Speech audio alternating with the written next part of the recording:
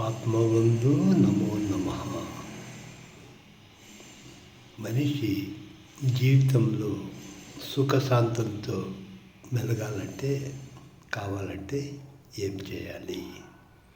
ప్రతి మనిషి కూడా ఓపిక ఉన్నంత వరకు పోరాడతాడు.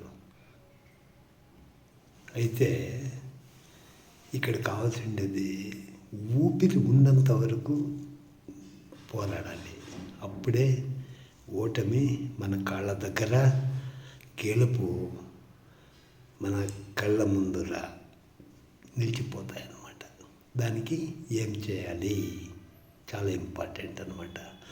సహనం ఉంటేనే కానీ సమయం కూడా సహకరిస్తుంది మనకి.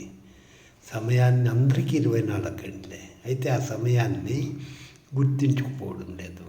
ఎందుకు, ఏం చేస్తున్నాడు? కాబట్టి అది చాలా ఇంపార్టెంట్ అన్నమాట. శాంతంగా ఉండే నీటి కొలులో రాయి విసిరిస్తాడు. రాయి విసిరితే కలదోరమవుతుంది అన్నమాట. కాబట్టి మనం ఏంటంటే మనలో ఉన్నటువంటి అనవసర పదార్థాలు 2 ఉన్నాయి శరీరంలో, మనసులో. ఏంటవి? ఒకటి అసూయ, 2 ఈర్ష్య. ఇవి 2 పోగొట్టుకుంటే చక్కగా జీవించవచ్చు అన్నమాట.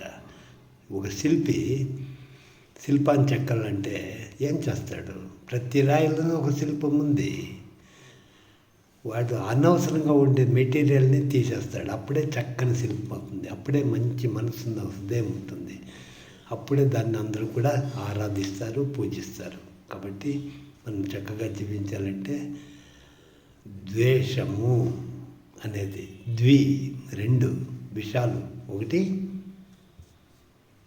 అసూయ, ఇంకోటి ఈర్ష్య వదిలేసి చక్కగా జీవిస్తాము. ఆచార్య రామచంద్రజీ శుభం భూయాత్. జై గురుదేవ్.